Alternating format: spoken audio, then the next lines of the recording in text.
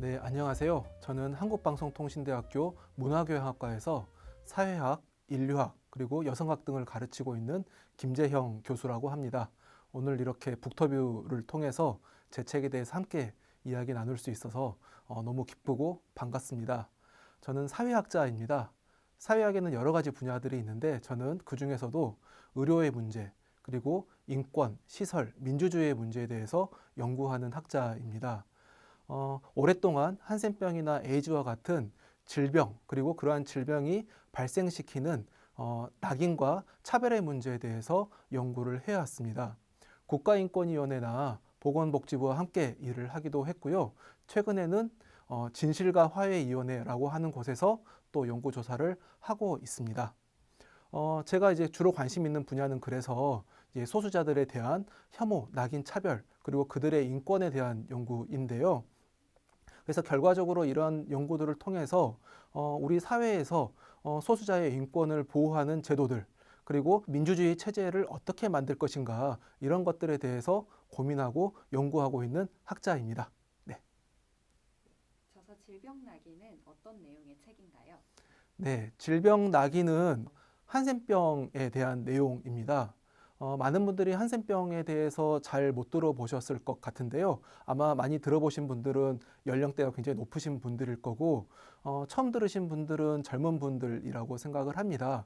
과거에는 한센병에 걸린 분들이 굉장히 많았었는데요. 한센병은 일단 걸리면 외모의 변형이 있기 때문에 그 외모의 변형 때문에 사회적으로 배제되고 차별받았다라고 생각하는 경우가 많았습니다. 하지만 저는 이 사회에서 혐오라고 하는 감정은 어떤 인간의 본성에 의해서 만들어진 어떤 감정이 아니라 사회 구조적인 다양한 요인들에 의해서 만들어지고 강화되는 그러한 것들이라고 생각을 했습니다. 특히 그래서 한센병과 같은 어떤 사례들을 통해서 우리 사회에서 어떻게 낙인과 차별과 혐오라고 하는 부정적인 것들이 만들어지고 강화되는지 그런 것들에 대해서 연구를 했고 또 그러한 내용들이 이 책에 잘 담겨져 있습니다. 하지만 혐오라든가 인권 침해라든가 그런 내용들만 있는 것은 아니고 이 한센인들이 그런 자신들을 둘러싸고 있는 낙인과 차별, 배제들을 어떻게 극복했는지 그런 것들을 해결하기 위해서 어떤 싸움들을 했는지 그러한 내용들도 잘 담겨져 있습니다. 또 그러한 내용들이 있기 때문에 현재 이제 코로나19 시대에 또 혐오의 시대에 굉장히 또 여러분들께 많은 또 시사점을 줄 수 있는 그런 내용들이 담겨져 있다고 생각을 합니다. 저서 질병 낙인을 출판하시게 된 계기는 무엇일까요? 네, 저는 이제 한센병을 연구를 한 것은 2005년도부터입니다. 이제 대학원에 막 입학을 하자마자 우연한 기회에 국가인권위원회에서 당시 했던 전국 한센인 인권 실태조사를 참여하면서부터 한센인 문제에 관심을 갖기 시작했습니다. 사실 한국 사회에는 굉장히 많은 한센병 환자들, 한센인들이 있었고 그들의 가족들이 있었습니다. 하지만 저는 그 당시에 처음으로 한센인 문제를 알게 되었고 이렇게 심각한 문제가 있었음에도 불구하고 전혀 모르고 있었다는 것에 대해서 어떤 부끄러움을 느꼈고요. 그때부터 연구도 시작을 하고 한센인 인권 문제를 해결하기 위해서 여러 가지 사회운동에도 참여를 하기 시작을 했습니다. 이후에 본격적으로 대학원에서 인권사회학을 전공을 하면서 그리고 의료사회학을 전공을 하면서 한센인 문제에 조금 더 연구를 진행을 했고 또 2014년도에는 소록도가 이제 2017년도에 100주년을 맞게 되었는데 소록도 100년사 집회에도 참여를 하면서 훨씬 더 연구를 진척시킬 수 있었습니다. 이 한센인 문제가 과거의 문제가 아니라 여전히 현재의 문제이기도 하고 이러한 한센병 문제를 통해서 우리 사회에서 얻을 수 있는 교훈이 굉장히 많겠다라고 생각을 했고 이제 그러한 내용들을 담아서 좀 책을 집필을 하면 좋겠다 이런 생각을 했고 그래서 이 책이 출판되게 되었습니다. 네. 저서 질병 낙인에서 추천하고 싶은 글귀 직접 낭독 부탁드립니다. 제가 어디를 결정을 할까 고민을 많이 했는데요. 제일 처음 부분과 제일 마지막 부분 두 부분을 추천 글귀로 선택을 했습니다. 그러면 읽도록 하겠습니다.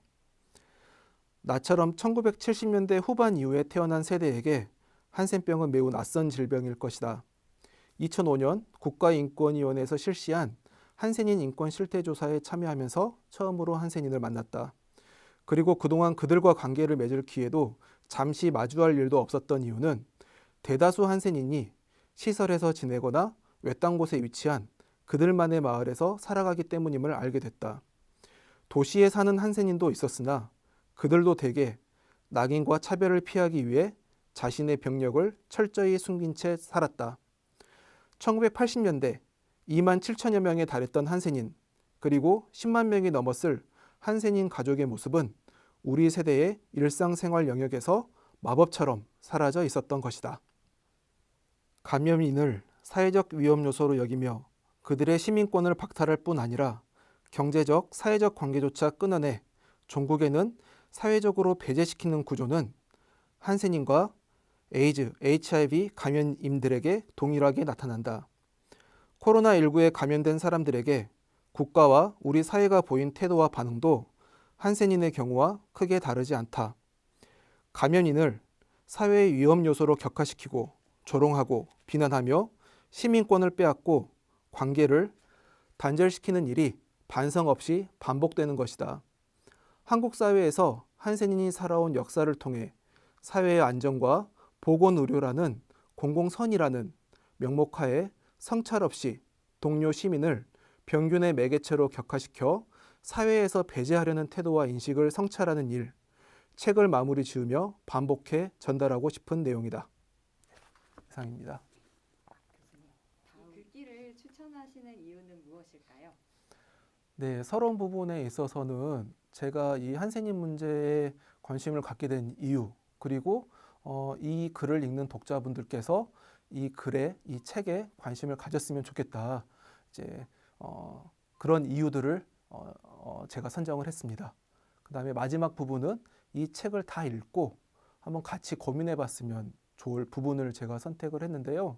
이 한센인 문제는 아까도 말씀드렸듯이 단순히 한센인 문제로 끝나는 것이 아니라 이 질병과 관련되어 있는, 그리고 사회에서 배제되고 있는 사람들과 관련되어 있는 문제들과 다 연결이 되어 있다고 생각을 하고, 이 책을 읽으신 다음에 그러한 사회에서 배제당하는 사람들에 대해서도 같이 생각을 해봤으면 좋겠다라고 하는 뜻에서 이 부분을 선택을 했습니다. 네, 감사합니다. 마지막으로 독자에게 전하고 싶은 말씀 부탁드립니다. 일단은 책을 많이 읽어주셨으면 좋을 것 같고요. 이 책을 읽음으로써 그냥 과거에 한센인이라고 하는 사람들이 어렵고 비참하게 살았다, 이렇게 생각하고 끝나는 것이 아니라 이것을 계기로 우리 사회에 또 배제당하고 또 인권이 침해당하고 있는 사람들은 누가 있는지 한번 돌아볼 수 있는 그런 계기가 되기를 바라는 마음입니다. 네. 감사합니다.